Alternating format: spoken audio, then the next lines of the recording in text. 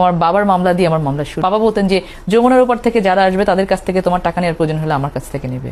আপনারা জানেন 111-এর সময় তাকে বেশ কিছু মিথ্যা মামলায় অ্যারেস্ট করা হয়েছিল 111-এ। তখন আমি 7 সালে যেহেতু এনরোলমেন্ট হয়েছে আমার এজ এ লয়ার, আমি তখন ওর মামলাগুলো দেখাশোনা করতাম। 2012 সালে আমি হাইকোর্টে এনরোলড হই এবং গত বছর আমি যদিও অ্যাপেলেট ডিভিশন এনরোলমেন্টের সুযোগটা অনেক আগে ছিল, কিন্তু আপনারা জানেন যে ফ্যাসিস্ট সরকারের আমলে বেশ কিছু অনিয়মের কারণে আমরা যারা বিভিন্ন সেক্টরে যোগ্য থাকা সত্ত্বেও আমরা সেই সুযোগগুলো পাইনি, সেরকম একটি ছিল যে আপিল বিভাগে আমার এনরোলমেন্টটা সেটা বন্ধ করে রাখা হয়েছিল।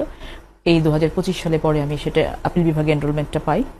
তো মোটামুটি আমি হচ্ছে আপাদ মস্তক একজন আইনজীবী, দিস ইজ মাই প্রফেশন, এবং আমি এটাতে খুব আল্লাহর অশেষ রহমতে সুনামের সাথে কাজ করে যাচ্ছি।